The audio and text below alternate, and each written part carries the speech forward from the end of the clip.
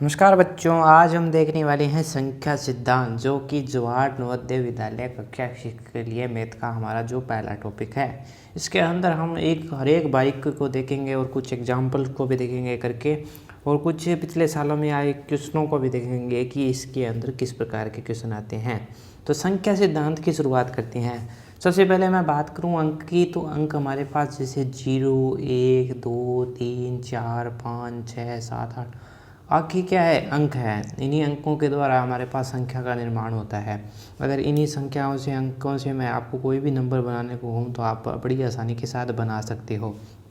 यानी कि ये जो है हमारे पास वो है अंक है, और इन्हीं संख्याओं से हमारे पास क्या होता है, अंकों का निर्माण होता है।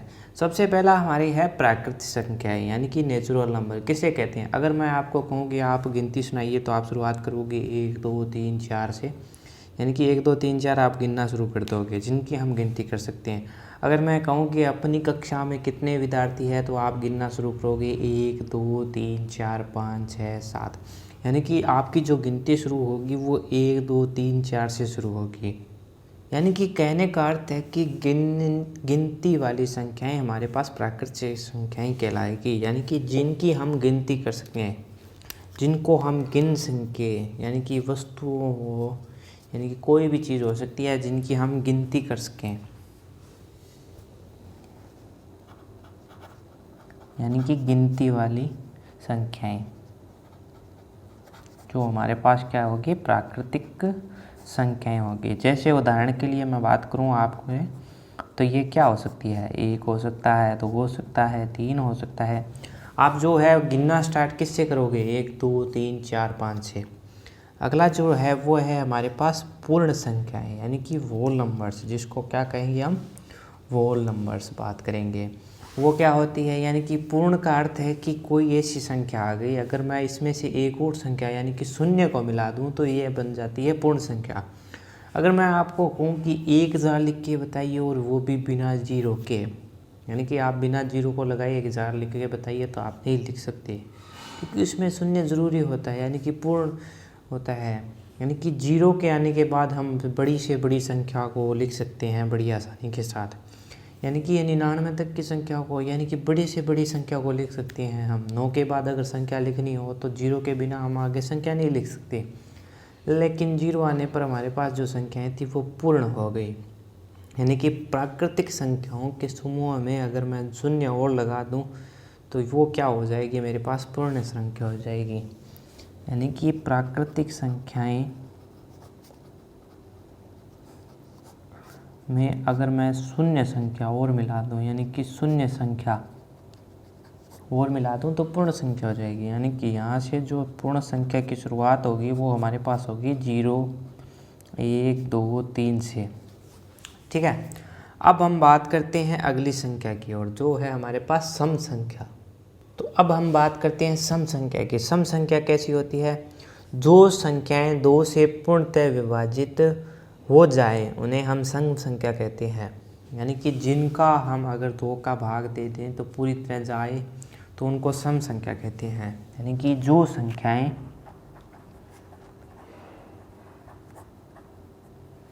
सम संख्याएं कौन सी होंगी, मेरे कहने का अर्थ है कि जिन संख्याओं के अंदर 2 का पूरा पूरा भाग जाए। उदाहरण के लिए हम 2 का पहाड़ा लिख सकते हैं यहाँ पे। उदाहरण के लिए हम लिख सकते हैं, यानी कि 2 है, 4 है, 6 है, 8 है, 10 है, 12 है। इस प्रकार से ये चलता जाएगा, यानी कि इससे आगे बहुत सी ऐसी संख्याएं आती जाएंगी जो सम संख्याएं के अंदर होगी। आप देखोगे इसमें अगर मैं 2 के अंदर 2 का भाग दूँ तो जा रहा है, 4 के अंदर जा रहा है, 6 के अंदर जा रहा है, यानी कि इससे 2 के साथ चलती जाएगी। विषम संख्याएं कौन सी होंगी, जो 2 से विभाजित न हो। जिन संख्याएं 2 से विभाजित न हो। अब जो संख्याएं 2 से विभाजित नहीं होगी वो हमारे पास क्या होगी, विषम संख्याएं। उदाहरण के रूप में हमारे पास 1 ले सकते हैं, 3 ले सकते हैं, बाकी बच गई। आप इनके बीच में देखो कि वो जो संख्याएं बच गई है वो हो सकती है, जैसे यहाँ पे 7 आ गई, 9 आ गई, ये 7 है, 11 आ गई, 13 आ गई। इस प्रकार से ये संख्याएं आगे से आगे क्या करेगी, चलती जाएगी, यानी कि विषम संख्या है जिनके अंदर हम अगर 2 का भाग दें तो नहीं जाए, यानी कि 2 से विभाजित न हो, तो उन संख्याओं का हमने कह दिया विषम संख्याएं। तो अगला हमारे पास है अभाज्य संख्या। अभाज्य संख्या हम किसे कहेंगे? जो संख्या एक और स्वयं के अलावा किसी से विभाजित न हो, कहने का अर्थ है कि वह अभाज्य संख्याएं कहलाएगी जिनके अंदर अगर हम किसी संख्या का भाग देने का प्रयास करें तो वह 1 से भाग जाए और स्वयं से भाग के अलावा किसी और से भाग न जाए। यानी कि सबसे पहले हमारे पास उदाहरण आता है, उदाहरण के रूप में हम ले सकते हैं 2 को। तो 2 क्या है? अभाज्य संख्या होगी, क्योंकि आप देखोगे उसमें 1 का भाग जा रहा है और इसमें 2 का भाग जा रहा है। इसके अलावा कोई और ऐसी संख्या नहीं है जिसके अंदर 2 का भाग जा रहा है। इसी प्रकार आप देखोगे इसमें 3 हो गई है अभाज्य संख्या, यानी कि इसमें 1 का भाग जा रहा है, 3 का भाग जा रहा है। आप देखोगे 2 का भाग नहीं जा रहा है, यानी कि इसमें अगर आप देखोगे 1 का और इस स्वयं के अलावा किसी और संख्या का भाग न जाए। अब मैं 4 की बात करूं तो वो एक भाज्य संख्या हो गई, क्योंकि इसमें आप देखोगे 4 के अंदर 1 का जा रहा है, 2 का भी भाग जा रहा है और 4 का स्वयं का जा रहा है, यानी कि उसके अंदर 2 का और जा रहा है। हमने बात की थी कि अभाज्य संख्याएं वह संख्याएं होंगी जिसमें 1 का जाए और स्वयं का भाग जाए, यानी कि अभाज्य संख्याएं होगी। इसका आगे चलूँ तो मैं 5 है हमारे पास, इसी प्रकार हमारे पास हो जाएगी 7 हो जाएगी। इसी प्रकार अगर बात करूँ 9 हमारे पास भाज्य संख्या है, क्योंकि उसमें 3 का भाग जा रहा है, इसलिए इसको नहीं लेंगे। इसी प्रकार हमारे पास 11 हो जाएगी, इसी प्रकार हमारे पास 13 हो जाएगी, जिसके और भी उदाहरण हो जाएंगे। तो इस प्रकार से हमने अभाज्य संख्याओं को भी देखा। तो कुछ जानने योग्य तथ्य की बात करेंगे हम। तो पहली चीज़ है हमारे पास कि संख्या एक प्रथम प्राकृत संख्या है। तो संख्या एक प्रथम प्राकृत संख्या है। इसी के साथ आपसे पूछ लिया जाए कि एक अंक की सबसे छोटी संख्या कौन है, तो वह होगी 1, यानी कि 1 जो है हमारे पास एक अंक की सबसे छोटी संख्या भी है। दूसरा पॉइंट हम ले सकते हैं कि संख्या 9 हमारे पास एक अंक की सबसे बड़ी संख्या है। हमने देखा कि एक अंक की सबसे छोटी संख्या तो हमारे पास होगी 1 और सबसे बड़ी संख्या हो गई हमारे पास 9। इसी प्रकार अगर हम देखें तो संख्या जो 10 है वो 2 अंक की सबसे छोटी संख्या हो गई हमारे पास। इसी प्रकार अगर पर हमारे पास 99 हो तो 2 अंकों की सबसे बड़ी संख्या हो जाएगी हमारे पास।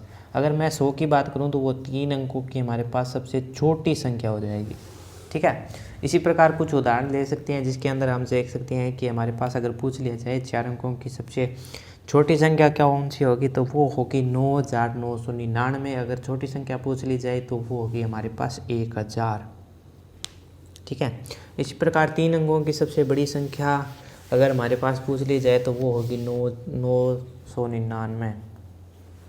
चलिए कुछ उदाहरणों को करते हैं हम। तो मान लीजिए कुछ इस प्रकार का हमारे पास क्वेश्चन आ गया। आपको बताना है कि 3 अंक की सबसे बड़ी संख्या और 3 अंक की सबसे छोटी संख्या का अंतर ज्ञात करना है। अब अगर सीधा सा पूछ लेता 3 अंक की सबसे छोटी संख्या बड़ी संख्या तो हम कर देते हैं, लेकिन हमारे पास इसने पूछ लिया कि 3 अंक की सबसे बड़ी संख्या और 3 अंक की सबसे छोटी संख्या का अंतर बताइए। तो सबसे पहले हम देखेंगे कि 3 अंक की सबसे बड़ी संख्या कौन सी होती है और छोटी संख्या कौन सी होती है। तो सबसे पहले हमारे पास है 3 अंक की सबसे बड़ी संख्या। 3 अंक की सबसे बड़ी संख्या कौन सी होगी हमारे पास,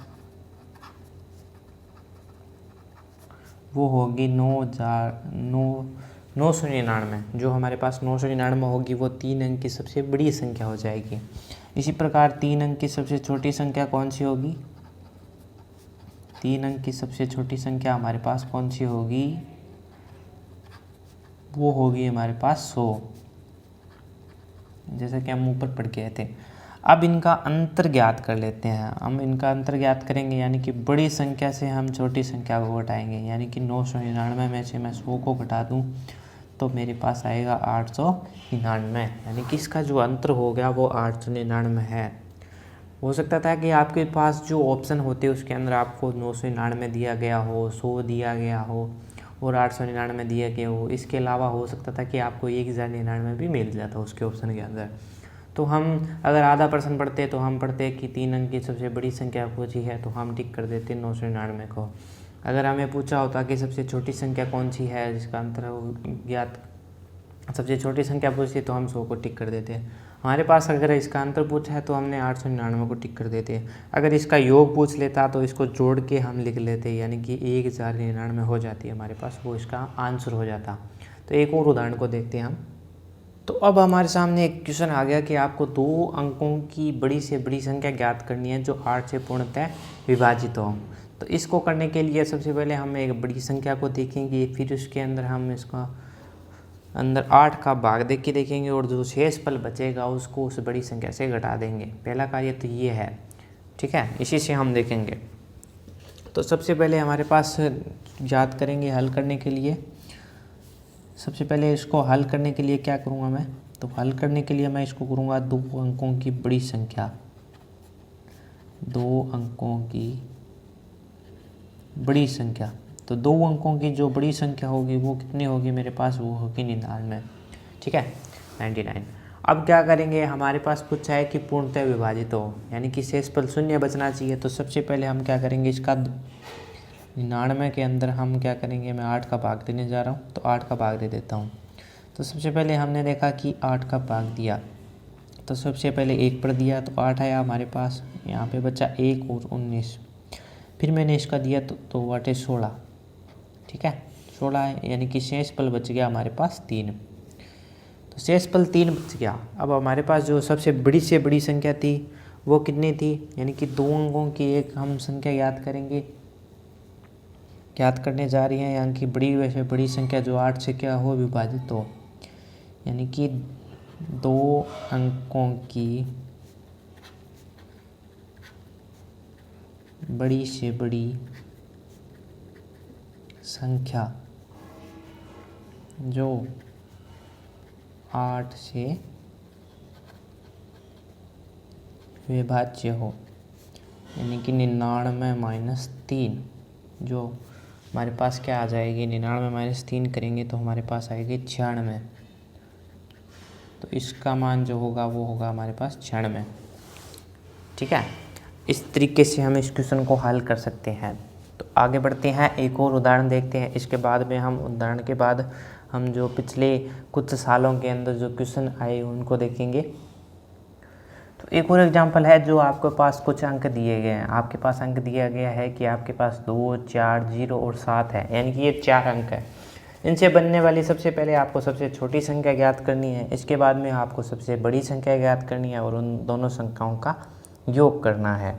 तो सबसे पहले हम देखेंगे कि इसमें जो सबसे पहले हम बनाने जा रहे हैं, इसका जो सॉल्यूशन मैं करूँगा वो करूँगा 3 नंबर का, यानी कि इसमें सबसे पहले हम बनाएंगे सबसे छोटी संख्या,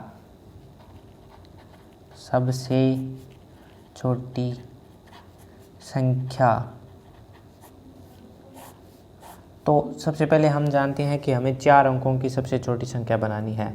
तो 0 सबसे पहले हम ले सकते थे, लेकिन हमारे पास 0 इसलिए लेंगे क्योंकि ये अगर 0 हम शुरुआत में ले लेते हैं तो वो हमारे पास 3 अंक की बच जाएगी, तो हमें बनानी है 4 अंक की।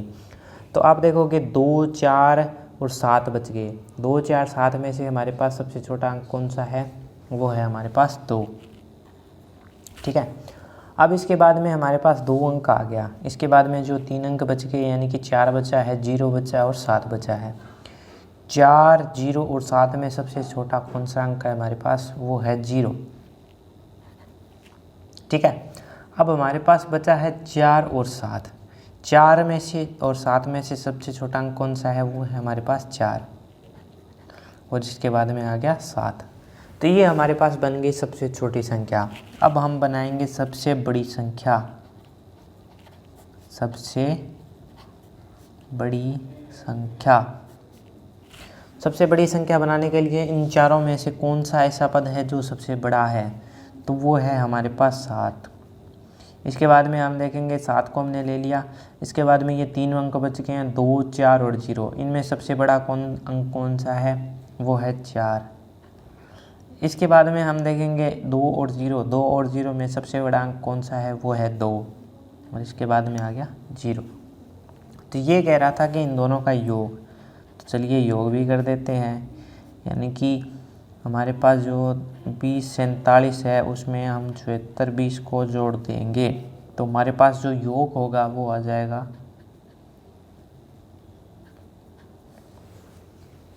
9467। तो इस प्रकार से हमारे पास है जो योग है, इसका योग आ जाएगा। तो एक और एग्जाम्पल को देख लेते हैं, जिसके अंदर कह रहा है कि आपके पास संख्या 46, 928 दे रखी है, जिसके अंदर आपको 9 और 4 के स्थानीय मान ज्ञात करने हैं। स्थानीय मान ज्ञात करने के लिए हम ज्ञात करेंगे तो सबसे पहले हम उस अंक को देखेंगे जो हमें ज्ञात करना है, और उस अंक के बाद जितने भी मान आ रहे हो तो उनके आगे हम लगा देंगे 0। तो सबसे पहले देखिए हम 9 का स्थानीय मान किस प्रकार से ज्ञात करेंगे। तो 9 का स्थानीय मान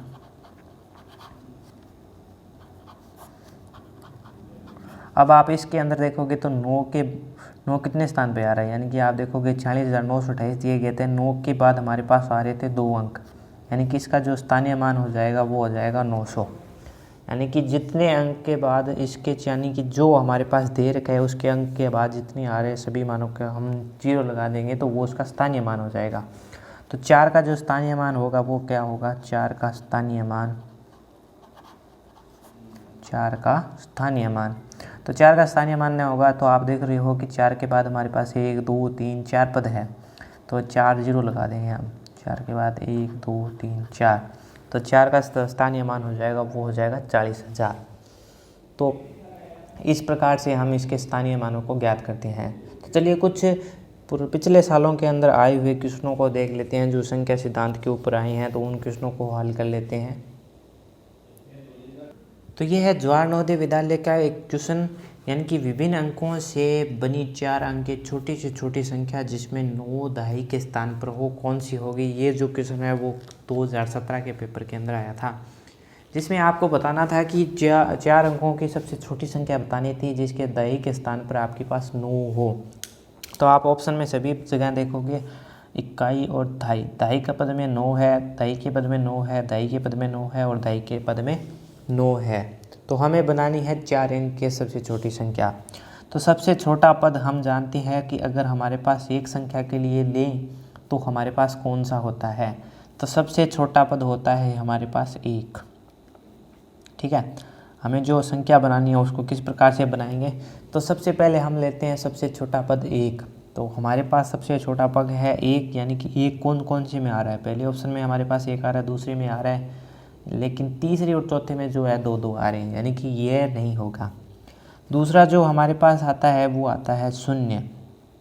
इसके बाद में सबसे छोटा पद होता है वो होता है 0, यानी कि अगर आप 1 से 9 के अंदर देखो तो वो सबसे छोटा अंक जो हमारे पास होता है वो होता है 9।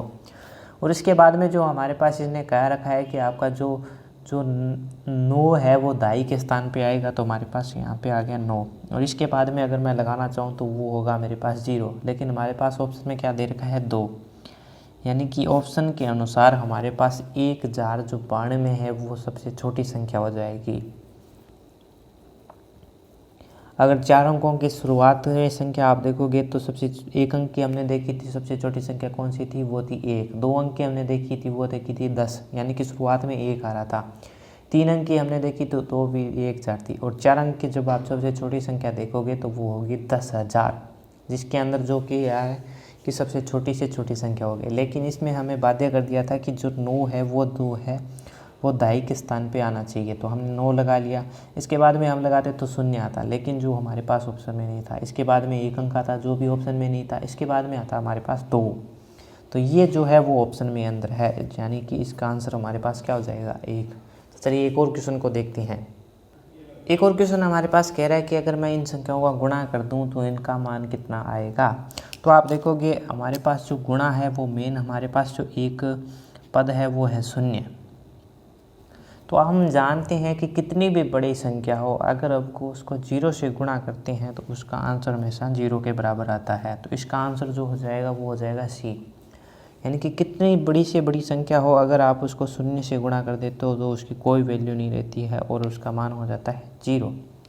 तो ये कुछ ऐसा क्वेश्चन था जो हो सकता है कि आपको थोड़ा बहुत विचार में डाल दे कि इसका मान कितना होगा, यानी कि हम इसका मान 10 भी देख सकते थे। 0 आ रहा है तो पॉइंट भी लग सकता है, यानी कि 11 पॉइंट हो सकता है। शायद इसका योग भी हो सकता है 101 में प्लस 11 के मान, यानी कि इसका गुणा होगा, इसका मान हो जाएगा 0। तो एक और क्वेश्चन को देखते हैं जो पिछले साल आया था।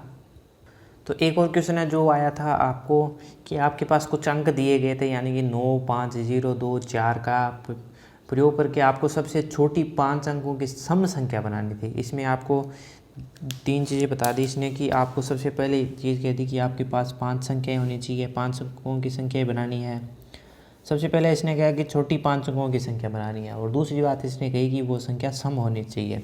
ठीक है, यानी कि छोटी भी होनी चाहिए और साथ के साथ सम भी होनी चाहिए। तो इसमें आप देखोगे सबसे छोटा अंक कौन सा है, 0। 0 से बड़ा अंक कौन सा है, 2। यानी कि सबसे पहले हम सबसे छोटी अंक के बनाने के लिए सबसे पहले प्रयोग करेंगे 2 का। तो आप देख रही हो ए और बी के अंदर तो 2 आ रहा है, लेकिन सी और डी के अंदर हमारे पास 2 नहीं आ रहा है।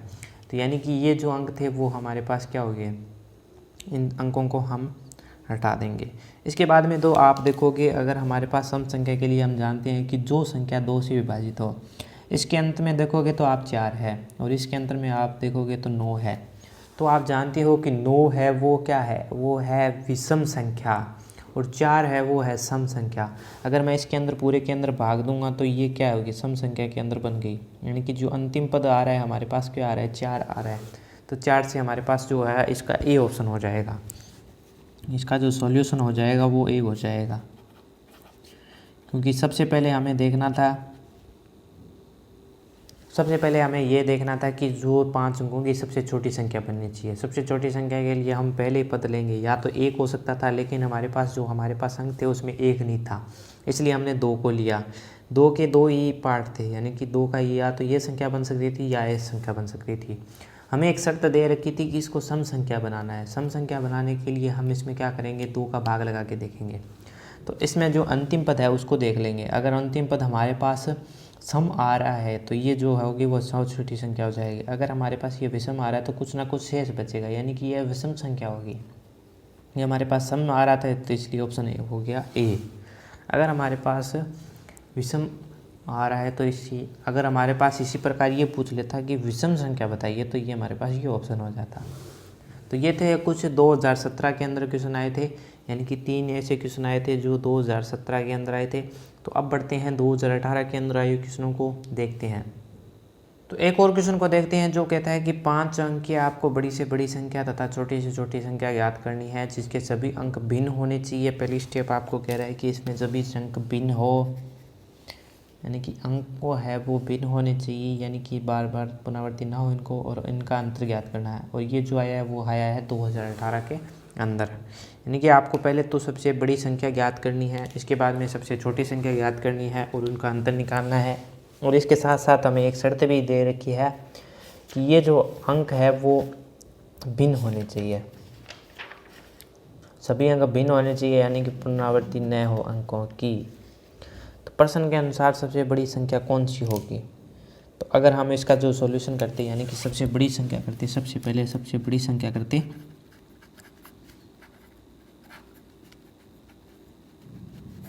वो भी 5 अंकों की, तो हम लेते 9 5 बार लिखते हैं। लेकिन सबसे पहले हमारे पास आ गया अंक 9। अब इसने कहा है कि अंक भिन्न होने चाहिए, यानी कि 9 से जो छोटा अंक होता है वो कौन सा होता है, 8 आ गया, 9 भी आ गया, 8 भी आ गया। अब हम 9 और 8 को दोनों को नहीं ले सकते, तो इससे छोटा अंक देखेंगे, इससे छोटा अंक कौन सा होता है हमारे पास, 7 आ गया, यानी कि 9 आ गया, 8 आ गया, 7 भी आ गया। अब इससे हम छोटा अंक लेंगे, वो होगा 6, और फिर इससे भी छोटा अंक लेंगे, वो होगा हमारे पास 5, यानी कि 6 और 5। अब हमें क्या करनी है कि सबसे छोटी संख्या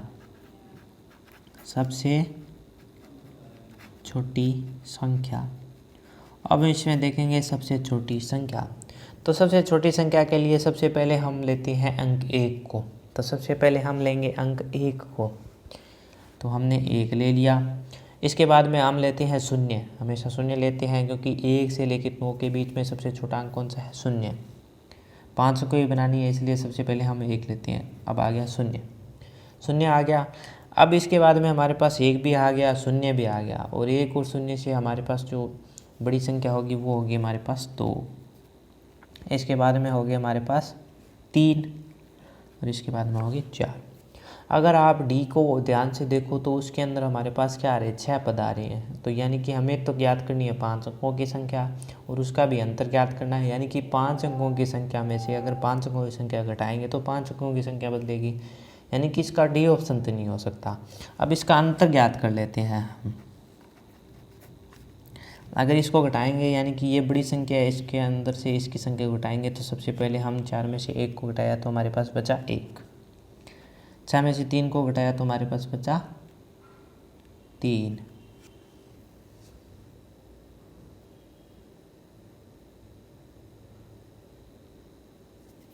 और इसे घटाने के बाद हमारे पास अंक बचेगा, वो बचेगा 88,531 बच जाएगा हमारे पास, यानी कि ये बचेगा हमारे पास 88,531, जो हमारे पास ऑप्शन है बी।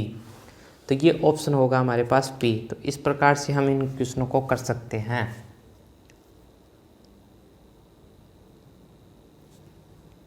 तो ये हमने देखी थी आज संख्या पद्धति के बारे में कुछ जाना। तो अगली वीडियो के अंदर मिलते हैं, जिसके अंदर हम एक अलग टॉपिक को लेके आएंगे। इससे रिलेटेड अगर आपको किसी भी क्वेश्चन कोई और क्वेश्चन चाहिए तो हम उसकी वीडियो भी डाल देंगे। आप कमेंट बॉक्स में इससे रिलेटेड आप जितने भी आपके क्वेश्चंस हैं वो कह सकते हो, जिनके हम आंसर ज़रूर देंगे। तो कमेंट बॉक्स में अपने सुझाव लिख के भेज सकते हैं, अपनी प्रॉब्लम लिख के भेज सकते हैं। इससे रिलेटेड आपको जो प्लेलिस्ट है या वीडियो जो है वो डिस्क्रिप्शन के अंदर आपको मिल जाएगी, और चैनल के पेज से भी आप इससे रिलेटेड प्लेलिस्ट जाके देख सकते हो। तो मिलते हैं अगली वीडियो के अंदर, जिसके अंदर हम एक और मैथ के टॉपिक को देखेंगे और बड़ी आसानी के साथ समझेंगे। तो मिलते हैं अगली वीडियो के अंदर।